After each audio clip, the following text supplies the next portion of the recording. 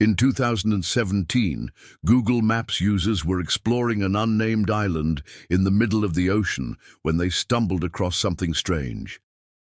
The island was littered with abandoned homes and buildings, all of them seemingly deserted.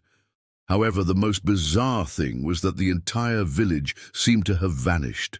Cars were left running with their engines still warm, food was sitting out to dry in the sun, and there was even an unfinished meal on the table. So, what happened here? Did everyone suddenly run away from their homes, or did something more sinister take place? Today, we'll look at this and other similar mysteries and try to solve the case of the vanishing villages. When looking at maps, especially old ones, it's easy to miss details. But in the case of this village, it was impossible to ignore. In the satellite images, you could see the houses but no people. And these weren't just summer homes. There were schools, shops, churches, soccer fields, and even a hotel. It looked like your typical neighborhood, except for one major detail. No one was around. This was especially weird because the village was situated right next to a beautiful beach, which should have been packed with people in the summer. But in the photos, not a single person was on the sand. It was as if the village had been abandoned in a hurry. All the doors and windows were open and many of the rooms had been cleared out. We can see clothing on the floor, furniture outside on porches, and various items left behind in the streets. It almost looks like a tornado or some other natural disaster struck the area, sucking up all the residents into the sky. But that would be a pretty crazy theory. So let's look into the facts of this case. We know the island goes by the name of Ocracoke Island. It's located off the coast of North Carolina. In fact, it's so close to the mainland that you can actually walk over. During low tide, the small peninsula that connects the two land masses is covered in water. But when the tide goes down, the locals call it the Spanish Trail. We also know the island has a population of about 900 people, so how could we miss such a large group of people in the satellite image? We have to keep in mind that Google Earth only takes pictures once a year, so perhaps the village was simply deserted in the winter. After all, why would anyone want to stay in a cold coastal town with barely any jobs? However, this theory doesn't hold up. On other islands nearby, people do live in the small towns, even during the coldest months of the year. Also, if we zoom in on the Google Earth image, we can see a car with its engine still warm.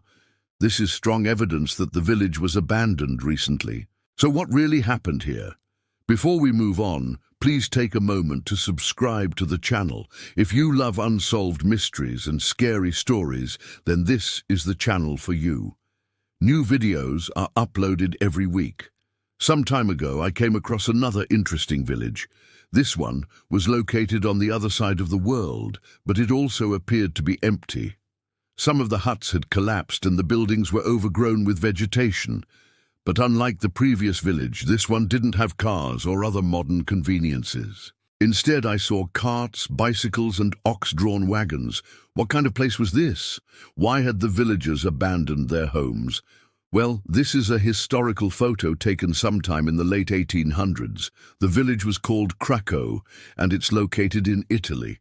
As you can see, it was built on the side of a hill, but the craziest part was that it wasn't abandoned due to lack of work or natural disasters. It was completely destroyed during World War II. To be more precise, the village was nuked by the British. This was their revenge for when the Germans bombed the city of Santos just a few weeks earlier. The bombing of Santos was awful. Thousands of civilians died, and the city was left in ruins.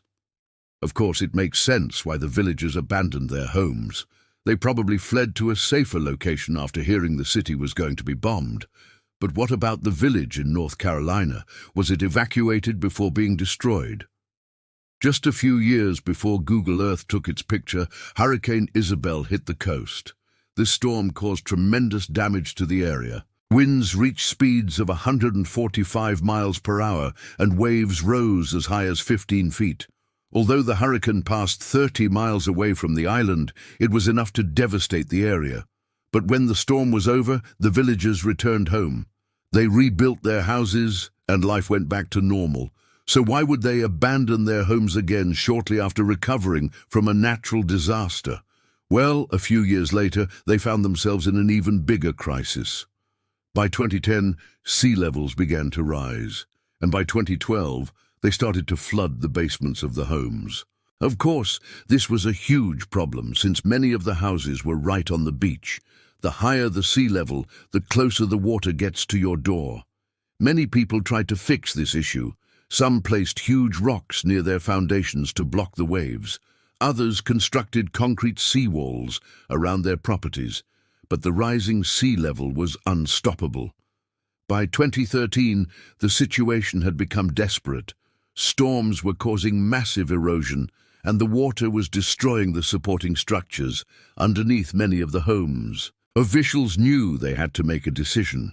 Should they allow the villagers to rebuild, or should they abandon their homes and move elsewhere?